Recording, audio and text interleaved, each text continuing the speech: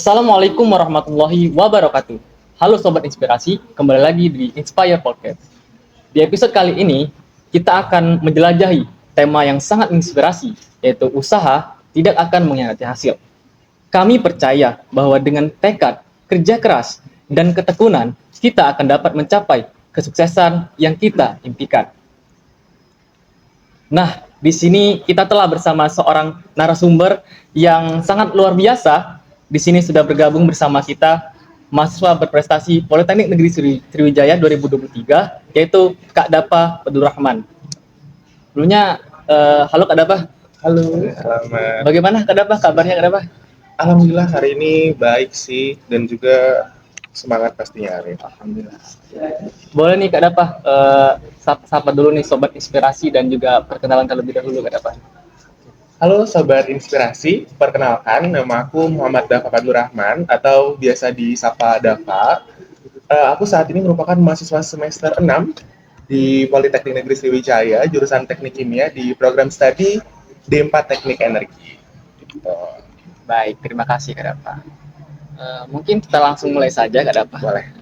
Sebelumnya sekarang ini kesibukan Kak Dapa itu apa sih Kak? Oke, kalau ditanya tentang kesibukan saat ini, karena tadi juga sudah diperkenalkan sebagai mahasiswa prestasi, jadi ya salah satunya adalah mengurus berkas-berkas yang berhubungan dengan mahasiswa prestasi, ada sertifikat lah, inilah, itulah, pokoknya itu. Terus juga sekarang karena aku juga kebetulan merupakan Duta Bahasa Sumatera Selatan dan strukturalnya sebagai Ketua Umum, jadi saat ini aku juga nge-handle teman-teman yang dari Duta Bahasa Sumatera Selatan yang lagi melaksanakan pemilihan Duta Bahasa tahun 2023. Jadi ini tahun kedua aku buat ngurusin pemilihan Duta Bahasa gitu.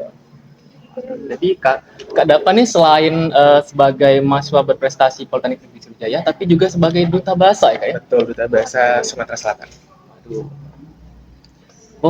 Boleh nih Kak, motivasi utama Kakak untuk menjadi mahasiswa berprestasi di Politeknik Negeri Sriwijaya itu seperti apa Kak? Kalau ditanya tentang motivasi untuk jadi mahasiswa prestasi itu mungkin banyak ya sebenarnya.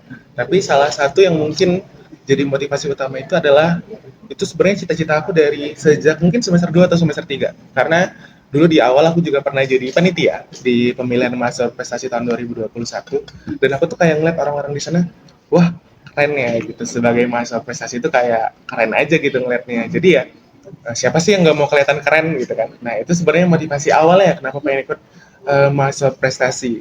Tapi setelah dilihat lagi nih lebih jauh, ternyata sebagai mahasiswa prestasi itu kita juga harus bisa berdampak buat lingkungan gitu. Kayak kita punya ada yang namanya produk inovatif. Nah, jadi produk inovatif ini sebisa mungkin bermanfaat dan juga berdampak nih buat lingkungan. Jadi kayak makin tertarik aja gitu untuk jadi mahasiswa prestasi karena aku melihat ternyata seorang mahasiswa berprestasi itu nggak cuma fokus harus punya prestasi akademik dan non akademik tapi juga bermanfaat gitu buat lingkungan. Itu sih yang buat aku kayak tertarik lebih jauh untuk jadi mahasiswa berprestasi dan alhamdulillah kepilih gitu.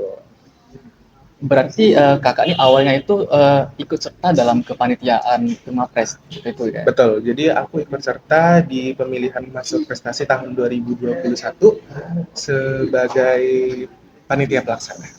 Jadi dari sana kayak mulai ada nih kemauan dari Kakak untuk benar. Jadi motivasinya sebenarnya dari kakak-kakak mahasiswa prestasi yang sebelumnya gitu, actually kayak lebih seru aja. Mungkin bagaimana sih Kakak mengatur waktu dan juga mengelola tugas-tugas akademik dengan efektif untuk mencapai kesuksesan seperti sekarang ini Kak? Oke. Kalau ditanya tentang mengelola waktu dan juga tugas-tugas ya.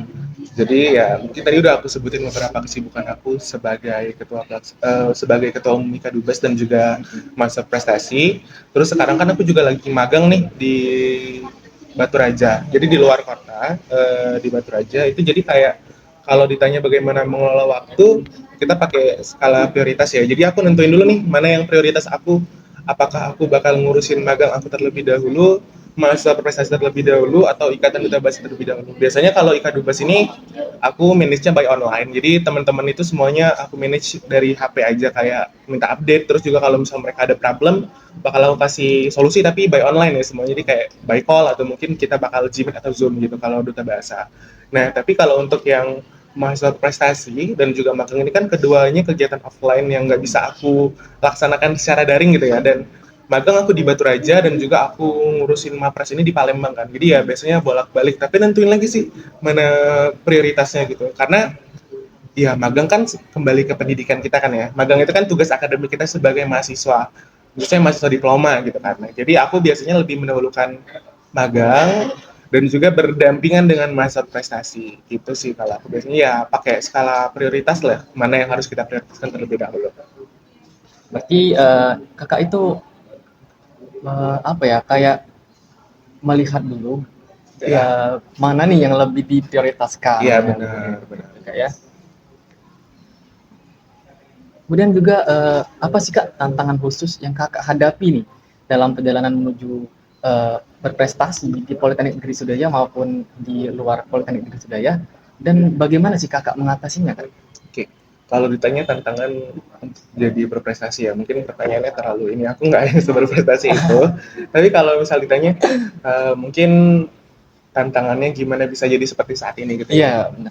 Tantangannya yang pertama mungkin lebih ke manajemen waktu. Benar, manajemen waktu itu mungkin salah satu permasalahan aku karena kadang kan dalam satu hari itu bisa 2 kali rapat online gitu atau 2 kali ketemu. Jadi paginya ntar kuliah, siangnya itu nanti sama siapa, ntar malamnya itu diskusi lagi sama siapa gitu. Jadi kayak waktu istirahatnya itu lebih sedikit gitu. Nah itu sebenarnya salah satu tantangan sih karena kayak beberapa saat itu beberapa waktu itu kadang kan kondisi kita jadi kurang fit kan kalau misal Iya. kita terlalu sibuk. Itu yang pertama. Tapi kalau misal tantangan-tantangan lainnya kayak misal mau jadi mahasiswa prestasi atau mungkin ikut kompetisi atau mungkin ikatan duta bahasa itu ya tantangan itu kembali ke diri kita aja sih karena aku suka dimotivated gitu. Dimotivated itu kayak kita kurang motivasi aja gitu atau kita kurang insecure gitulah istilahnya itu kayak kita dimotivasi kayak kurang termotivasi atau malah kita merasa insecure kan itu sebenarnya salah satu problem juga yang sering aku alamin tapi gimana cara aku untuk mengurangi hal tersebut adalah aku sering mensugesti diri aku sendiri kayak aku tuh bisa loh gitu kalau orang lain bisa ya aku juga harus bisa gitu sih jadi kayak istilahnya kita memotivasi diri kita sendiri aja sih, ngebohongin diri kita. Tapi ngebohongin dalam artian yang bagus gitu. Kalau orang lain bisa ya, kita juga harus bisa Benar, gitu. benar, benar, benar. Itu sih kalau dari aku. Jadi tantangannya lebih ke dimotivasi dan juga rasa insecure itu sih kadang. Benar juga kata Kak Dava tadi. Sebenarnya manajemen waktu itu sangat penting sekali, Iya, sobat inspirasi. Di mana kita bisa mengatur di manakah kita harus memanfaatkan waktu kita dengan baik dan benar, dan juga kita jangan juga membuat waktu itu terbuang sia-sia seperti itu. Ini Kak, pertanyaan juga yang sangat penting juga nih. Bagaimana sih Kak peran dukungan dari keluarga, teman dan mentor di Politeknik Negeri Sriwijaya dalam membantu Kakak meraih prestasi Kak? oke. Kalau ditanya tentang dukungan ya, pasti yang pertama keluarga dan teman ya. Keluarga dan teman itu sebenarnya sesuatu yang berdampingan sih menurut aku karena hidupku kayaknya ya kalau nggak bareng keluarga bareng temen gitu kan Iya. ya jadi kayak dua hal itu dulu dua hal yang saling berdampingan kalau ditanya dukungan dari keluarga dan teman-teman mereka support support banget karena ya kayak yang kalau ibuku tuh selalu bilang jika ikut aja ntar ibu doain gitu ya itu sebenarnya hal yang biasa tapi kalau dipikir-pikir itu salah satu efek yang luar biasa gitu karena tanpa doa orang tua sebenarnya kita nggak bisa ngapa-ngapain juga gitu kan nah itu yang pertama jadi kayak kalau doa dari orang tua itu pasti selalu ada lah gitu. Nah, kalau yang kedua tuh dukungan dari teman-teman. Mereka tuh suka yang bilang kayak, misal aku lagi galau nih, atau misal lagi insecure nih, tuh kayak bilang, bisa ada gitu, pasti lo bisa lah gitu. Pasti dibilanginnya kayak, aman lah, pasti lo bisa gitu. Jadi kayak sebenarnya mereka tuh sederhana aja, kayak yang cuma bilang bisa bisa bisa gitu tapi sebenarnya itu tuh salah satu motivasi yang menurut aku secara tidak langsung ngebuat diri aku tuh lebih semangat gitu untuk melaksanakan apa-apa kegiatan-kegiatanku gitu. Tapi pernah nggak sih Kak, Kakak tuh pada saat ikut kegiatan tapi tidak mendapat izin dari keluarga Kakak? Pernah nggak? Kalau dibilang enggak, mungkin pernah ya. Ya kan kita sering Iya. ya bukan ngelawan sih, tapi kayak ya nakal lah istilahnya Iya. gitu-gitu. Tapi one thing yang aku pelajarin adalah sebenarnya misal aku nggak diizinin gitu ya, aku dari awal udah nggak minta izin. Jadi aku lebih milih minta maaf daripada minta izin sebagai seorang anak gitu. Tapi itu jarang banget karena orang tua tuh kayak yang oh ya udah kalau mau pergi nggak apa-apa, tapi pulang jangan jam 10 gitu atau pulang jangan jam 9 kayak gitulah pokoknya. Kalau misal mau pergi tuh diusahakan dari pagi, jadi kamu pulangnya nggak malam. Orang tua tuh sebenarnya lebih secure, lebih mentingin aku untuk nggak pulang malam karena ya nggak tahu sih, mungkin ada alasan-alasan tertentu kali ya, tapi ya sejauh ini belum ada yang terlalu kayak dikekang yang sampai nggak teguran gitu kan, karena orang-orang bilang gitu. Iya, Aku iya. nggak kayak gitu. Berarti sepenuhnya kalau dari keluarga itu nge-support nih kayak Iya, kegiatan yang kakak benar lakukan benar. kayak selama kegiatan kakak lakukan itu positif kayak. Betul. Terus juga tadi yang dari mentor di Polsri kan ya. Iya, Kalau mentor di Polsri ini sebenarnya aku baru dapetin di Mapres ini sih, di Mahasiswa Prestasi 2023 ini aku baru dapat kayak dukungan yang full dari Polsri. Dalam artian karena aku kan mewakili Polsri nih, represent dari Polsri. Jadi kayak bener-bener dibantu semuanya, mulai dari kebutuhan-kebutuhan aku untuk take video bahasa Inggris, terus juga realisasi dari produk inovatif aku, dan juga kebutuhan-kebutuhan lain yang menunjang Mawapres ini lah gitu. Itu bener-bener didukung 100% sama Polsri. jadi juga selain dukungan keluarga, mentor juga sangat mendukung kak ya. Betul. Mudah nih kak, apakah ada kegiatan ekstrakurikuler atau juga organisasi di Politeknik Negeri Sriwijaya yang telah membantu kakak untuk mengembangkan keterampilan dan juga memperluas jaringan kakak? Oke. Kalau organisasi di dalam Politeknik Negeri Sriwijaya, itu aku ikut UKM Mars. Jadi UKM Mars itu adalah UKM mahasiswa riset dan sains. Jadi di sana kita bakal belajar untuk riset, terus kita juga belajar nulis KTI, esai dan lain-lain gitu kan. Nah, kalau di UKM Mars ini benar-benar memperluas jaringan aku. Kenapa? Karena di UKM Mars ini banyak sekali kegiatannya gitu, dan aku banyak terlibat aktif. Makanya aku ngerasa di UKM Mars ini aku bisa kenal dengan banyak orang gitu, terutama teman-teman dari UKM Mars ya, dan juga teman-teman dari UKM lain dan juga organisasi lain, karena UKM Mars ini sering berkolaborasi nih sama organisasi-organisasi yang ada di dalam Polsri maupun di luar Polsri gitu. Jadi aku ngerasa UKM Mars ini merupakan salah satu organisasi yang membuat aku um, memperluas jaringan aku lah gitu, dan juga memperbanyak keterampilan aku, karena aku juga belajar banyak hal soft skill, hard skill di sini. Jadi kakak juga mendapat banyak sekali eh, benefit dari ikut serta dalam organisasi kayak. Iya benar. Selain di Politeknik Negeri Sriwijaya, apakah ada kak kayak organisasi lain nih yang kakak ikuti? Ya. Tadi yang aku bilang aku ikut duta bahasa. Jadi sebenarnya duta bahasa itu memang dia awalnya kita bekerja sebagai seorang duta yang terlibat dalam pengembangan bahasa ya. Tapi setelah kita terpilih menjadi 10 pasang finalis dari duta bahasa itu, kita akan tergabung ke dalam ikatan organisasi Ikatan Duta Bahasa Sumatera Selatan. Nah, Ikatan Duta Bahasa Sumatera Selatan ini sebenarnya juga cukup banyak menambah jaringan aku, karena teman-teman dari Duta Bahasa Sumatera Selatan itu semua yang jadi finalis Duta Bahasa Sumatera Selatan dari tahun 2015 itu tergabung ke dalam grup, ke dalam Ikatan Duta Bahasa Sumatera Selatan gitu. Nah, jadi kita punya forum diskusi, grup WhatsApp gitu. Di sana kita ya biasanya kakak-kakak senior itu suka sharing pengalaman mereka gitu, atau mungkin hal-hal lain lah yang menurut aku menarik gitu untuk dibahas atau ya kita ketahui gitu. Jadi kakak juga tergabung di Duta Bahasa seperti yang kakak Iya, jelaskan di awal tadi. benar. Boleh nih kak dikasih apa sih Duta Bahasa itu dan apa saja sih kayak tugasnya? Oke. Kalau ditanya apa itu Duta Bahasa Sumatera Selatan, jadi sebenarnya Duta Bahasa Sumatera itu adalah duta, ya duta karena namanya Duta Bahasa. Jadi duta yang bergerak di bidang kebahasaan. Kalau kita itu punya yang namanya Trigatra Bangun Bahasa, itu kayak slogannya. Trigatra Bangun Bahasa itu adalah pengutamaan bahasa Indonesia, pelestarian bahasa daerah, dan penguasaan bahasa asing. Nah, jadi ketiga hal ini yang akan kita gaungkan gitu ke masyarakat, khususnya ke anak muda, karena kita di sini sebagai perpanjangan dari Balai Bahasa Provinsi Sumatera Selatan untuk menggapai anak-anak muda gitu. Jadi kan biasanya orang-orang itu ada yang maunya bahasa itu digabung-gabung gitu, bahasa Jaksel, istilahnya bahasa Jaksel. Banyak kok orang Palembang yang pakai bahasa Jaksel. Kadang aku juga pakai bahasa Jaksel karena ya lidahnya disesuaikan gitu kan. Tapi alangkah lebih baik nih kalau misal kita menggunakan bahasa Indonesia terlebih dahulu gitu. Atau mungkin kalau ngomongnya sama orang-orang di daerah, kita menggunakan bahasa daerah gitu. Karena kan di Sumatera Selatan ini aja bahasa daerahnya nggak cuma satu atau dua, tapi Iya, banyak benar. kan gitu. Jadi kayak di situ kita juga sharing nih, berbagi tentang bahasa daerah yang ada di wilayah kita masing-masing. Karena duta bahasa Sumatera Selatan itu banyak. Ada juga temenku yang dari Pali, jadi kayak mereka suka sharing tentang budaya-budaya yang ada di Pali Iya, atau mungkin yang dari Pagar Alam gitu. Nah itu, jadi nggak cuma dari Palembang doang yang dari duta bahasa ini gitu sih. baik, Kak. Bisa dimengertikan oleh sahabat inspirasi nih. Jadi apa sih duta bahasa? Jadi benar kata Kak Dapa tadi.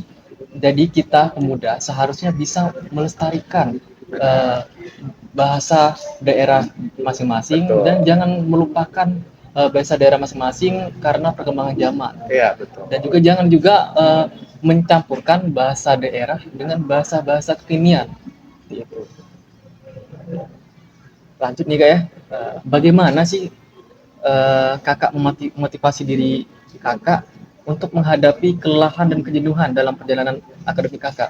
Karena mengingat seperti yang kakak jelaskan tadi itu kan begitu banyak nih kak Iya kegiatan benar. kakak nih dalam satu hari ataupun dalam satu minggu atau bisa juga dalam satu bulan itu bagaimana cara kakak memotivasi diri kakak untuk menghadapi kelelahan dan kejenuhan tersebut kak? Oke. Kalau jenuh pasti ada jenuhnya ya. Iya, Kalau lelah pasti ada lelahnya. Kalau jenuh pasti ada jenuhnya. Kalau dua hal itu yang pasti aku jangan lupa istirahat aja sih. Karena ya teman-teman di sini kan juga merupakan orang-orang organisator kan. Pasti kita juga punya titik jenuh dan juga titik lelah. Kalau misalnya lelah, ya kita istirahat dulu aja. Kayak take a rest, satu hari day off. Jadi aku suka misal satu hari nih bener-bener gak ngapa-ngapain gitu, satu hari yang kita unproduktif atau hal lainnya kayak satu hari itu kita main sama teman gitu yang kita cuma main, jangan mikirin hal lain, jangan mikirin pelajaran, jangan mikirin organisasi kita, jangan mikirin hal lain yang membuat kita pusing lah gitu. Itu kadang kan suka aku terapin, jadi kayak ada satu hari day off untuk kalau misal aku lelah gitu. Terus kalau misal aku jenuh, kita bakal coba hal-hal baru sih, kayak misal aku jenuh nih di satu titik, ya kita coba cari hal lain yang buat kita nggak jenuh gitu. Biasanya ya balik lagi main gitu.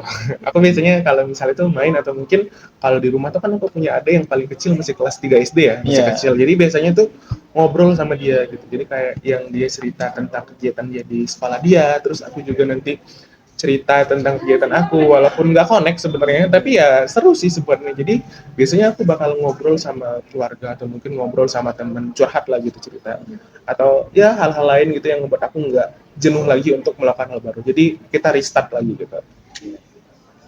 Berarti tadi secara garis besarnya itu kakak untuk menghadapi kelelahan dan kejenuhan itu kakak pertama itu kayak Iya refreshing, benar. Atau healing-healing, biasanya kemudian istirahat, ya istirahat benar. satu hari full kayaknya. Iya Iya, benar. hari Jadi full. emang disiapin satu hari gitu Nah, bahkan gitu. dan juga kumpul-kumpul dengan keluarga ya, Iya, kumpul sama sharing-sharing. keluarga. Benar.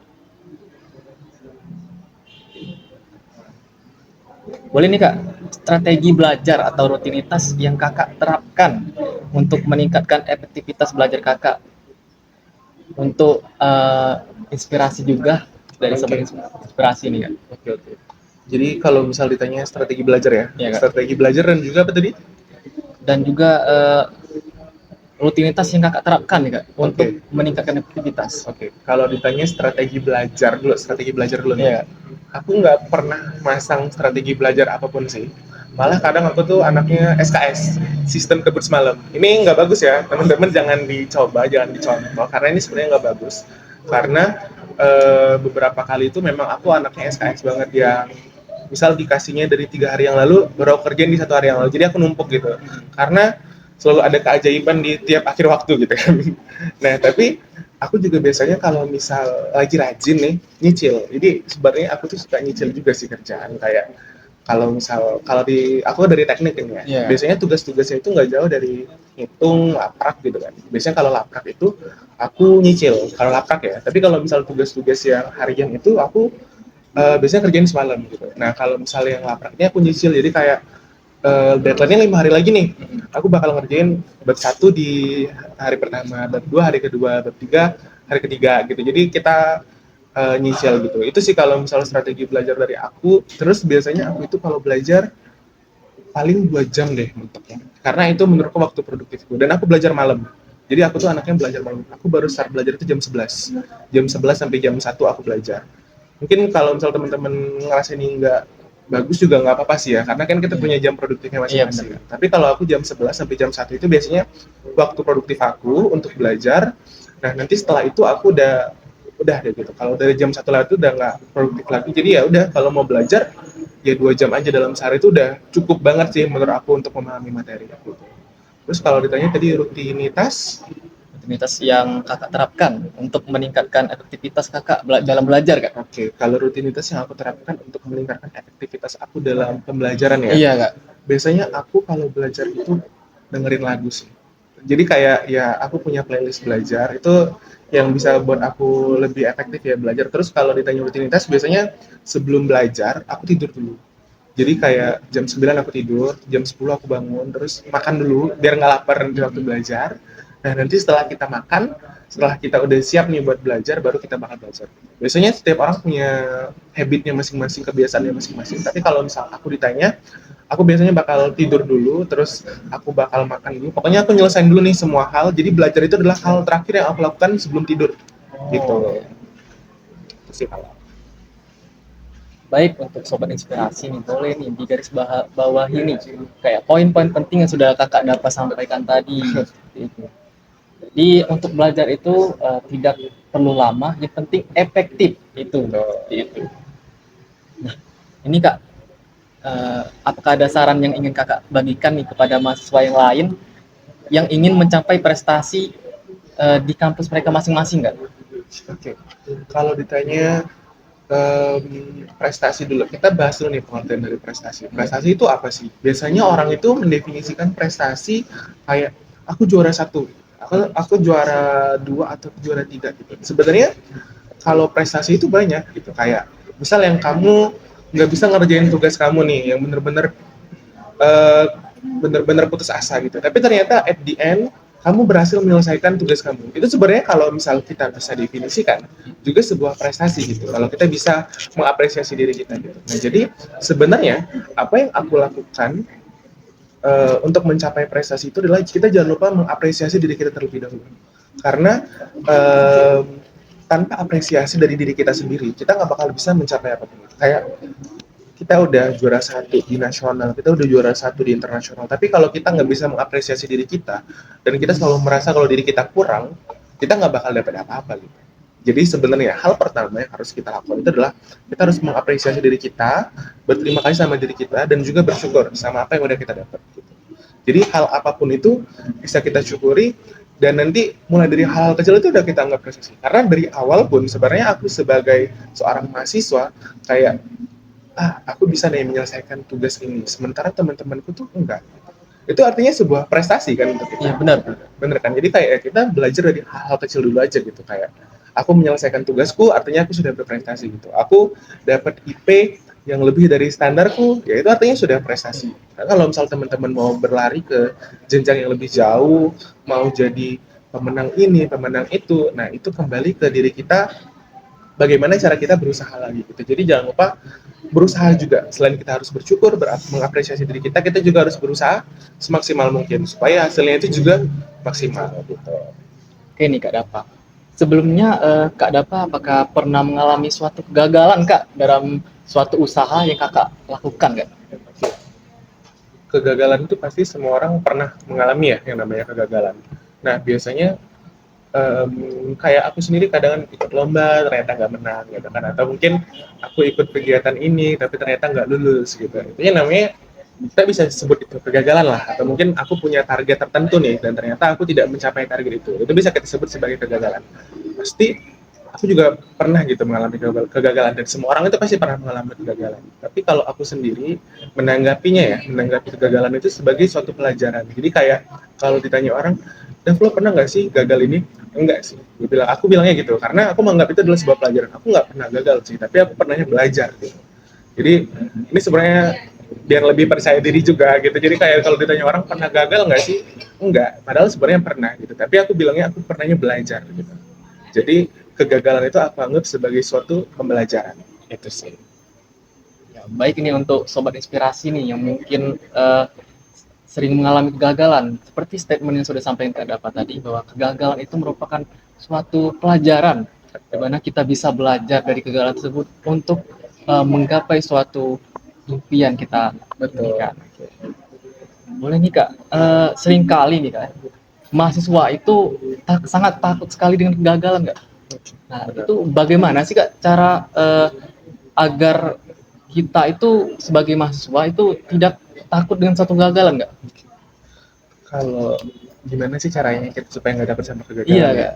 Kita harus berani sih sama kegagalan. Kita harus berani gagal. Karena kalau kita gagal, kita punya pembelajaran. Atau mungkin gini sih, intinya itu adalah ketika kita gagal, kita punya satu pelajaran baru nih, supaya kita nggak gagal gitu. Atau mungkin kenapa kita harus takut gagal gitu? Kalau misal daripada kita takut gak coba sama sekali, lebih baik kita takut gagal. Dalam artian itu gini, kalau aku sendiri lebih baik aku nyesel gagal daripada nyesel nggak nyoba sama sekali. Jadi ya kita harus nyoba. Kita nggak tahu nih kita gagal atau enggak. Berani aja dulu, nekat aja dulu. Aku biasanya apa-apa itu pasti modal nekat. Jadi kayak kita nekat dulu. Kita nekat bisa. Kalau misal kita nekat bisa, pasti kita bakal bisa. Itu sih kalau dari aku. Baik nih, boleh nih untuk sobat inspirasi dari penyampaian Kak Dapa tadi, boleh digarisbawahi nih bahwa jangan takut untuk mencoba, karena kegagalan tadi sudah dijelaskan adalah suatu pelajaran bagi kita. Mungkin boleh nih Kak, ini pertanyaan terakhir Kak.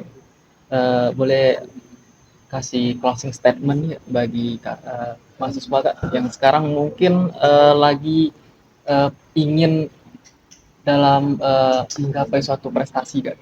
Oke.